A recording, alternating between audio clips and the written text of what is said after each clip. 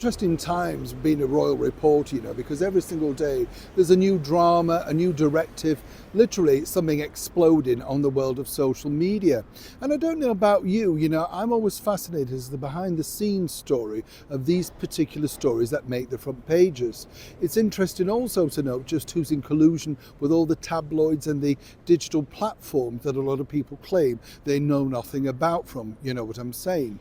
But if you remember late last week, this particular explosion hit not just literally the digital platforms, but in fact the world mainstream media.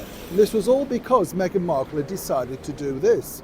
Let me explain. Neil Sean here in the very heart of London as ever, broadcasting to you literally wherever I end up. I mean, that's the thing, busy days, as you can imagine, also doing the other job of politics and breaking news never ends, We've got a general election looming at some point in the year, and every day you wonder when will that be called, because that triggers a lot of work, as you can imagine. And I know over in the United States you've got a similar thing. I think it's November time, isn't it, towards the end of the year?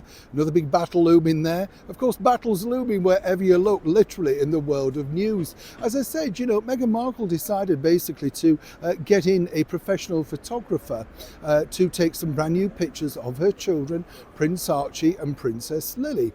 Now, nothing wrong with that, of course, as one can imagine, but this was in the literally furor of course, the battle about digital altering and certain picture agencies being incredibly unkind, I felt, to the Princess of Wales, Catherine, simply for getting a finger slip while doing a bit of Photoshop work. I've said to you before, I dread it. I'm not good at any of those things, and I don't think you should really criticise anybody for having a go, you know what I mean?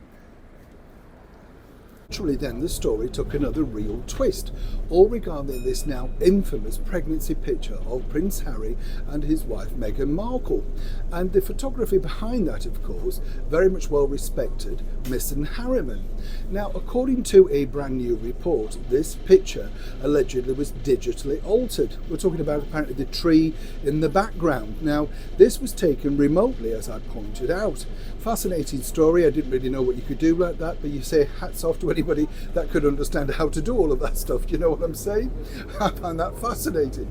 But then, of course, Mr. Harriman took to social media to point out that this wasn't true at all, and he wanted a full apology, etc., from the Daily Mail, the associated newspaper group, a company, of course, that Meghan and Harry have had their own battles with independently. But they referred back to, of course, that this particular story was included in the best-selling book by the celebrated author Tom Bower, Revenge, and they pointed that out. So where are we at now? Well, apparently there's still no formal apology, certainly not printed, not that I've seen, and I've contacted the Daily Mail and they're refusing to take any calls regarding this particular story. So of course one could suggest that after the big hype and blowout and demand or whatever on social media, seemingly this particular story has now gone away. But what hasn't got away is, and what he didn't really address in that particular video, was simply, was the tree moved or not? He went round a lot of stories about how, of course, there's a lot of love and he was just celebrating that. All very nice, as one can imagine. And I'm not suggesting for one moment that that was the case, any trickery was involved. But a simple yes or no answer would have appeased many different people. Seemingly, though, for Mr. Harriman and, of course, hit that particular picture, there's a lot of, shall we say, mystery still surrounding it. In a way, it looks a case of flash bang wallop and no real conclusion. As I often say here on the show, a big story suddenly peters out to nothing. But as ever, we like to remind people exactly what were the important things on that day. Neil Sean on the back of a bus in the very heart of London.